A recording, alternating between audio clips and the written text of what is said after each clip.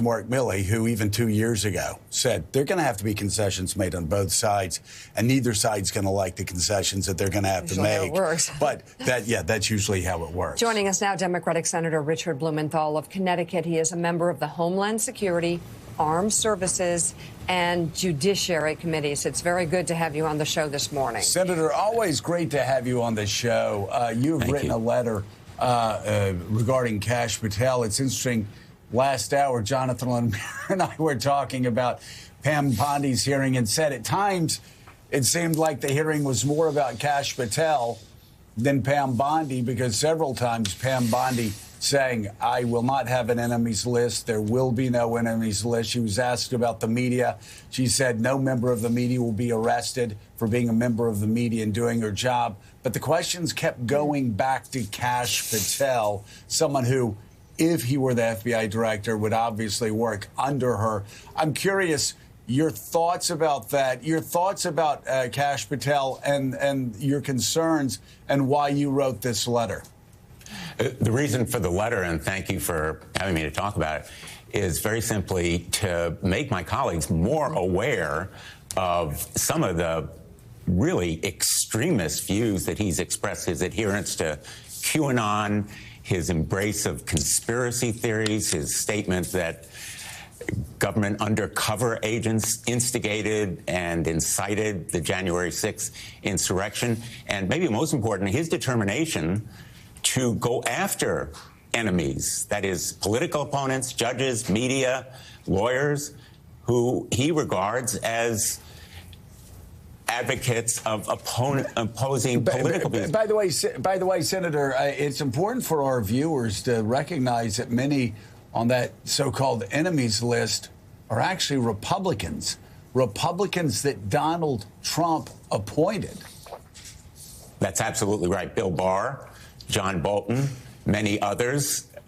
Even if I disagree with them, I don't regard them as having any kind of criminal culpability, and I think it goes back to whether or not Pam Bondi is willing and able to say no to Donald Trump. The question is not whether, but when she will have to say no when he asks her to do something illegal or immoral. And Kash Patel is an agent of Donald Trump in trying to go after enemies. He's very explicitly listed them. They include Republicans, but most important, he can ruin lives and essentially endanger the country in an organization that has immense power, the FBI.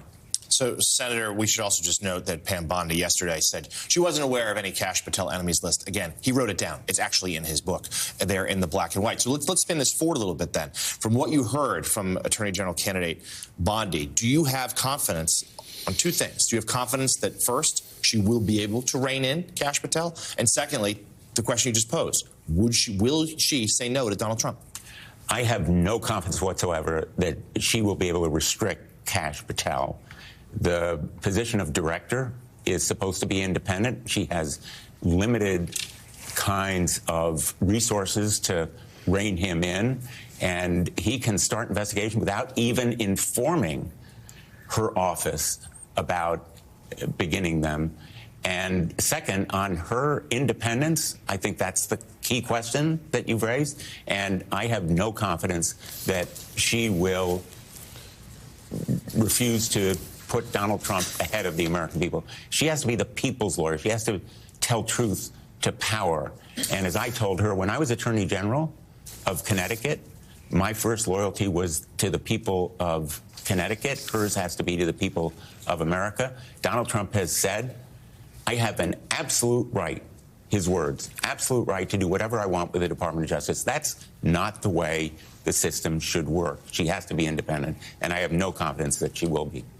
Senator, good morning. You've been very busy this week. Also, you sit on Senate Armed Services questioning Pete Hegseth, the nominee to be Secretary of Defense. You raised questions about his qualifications, about his financial mismanagement at the veterans organizations he ran, a couple of them.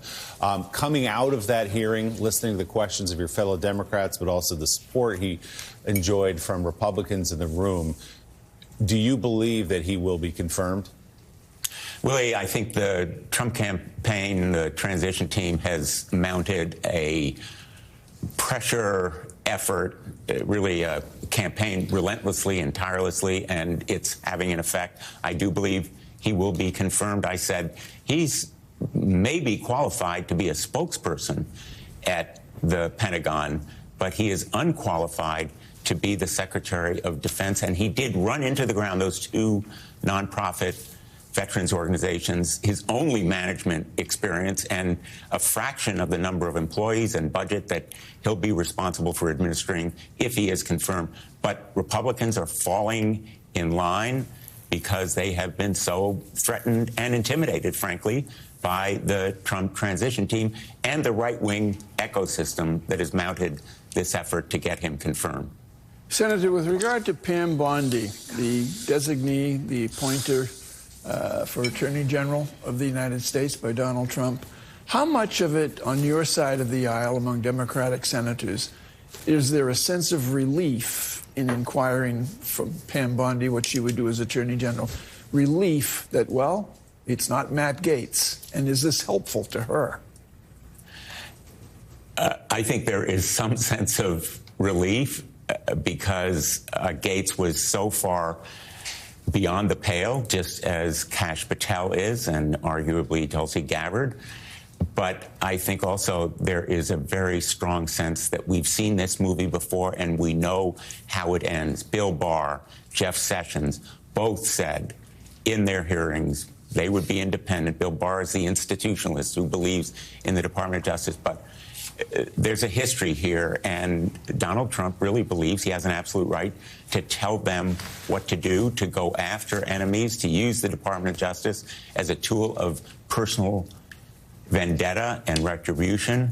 And that is truly scary because the justice system depends on its credibility for its effectiveness, but also people depend on it for their lives to be fair. And what we could see is lives ruined and institutions broken as a result of an attorney general who is unwilling or unable to say no when Donald Trump asks her to do something illegal or immoral. Democratic Senator Richard Blumenthal of Connecticut, thank you very much for coming on the show this morning. We really appreciate it.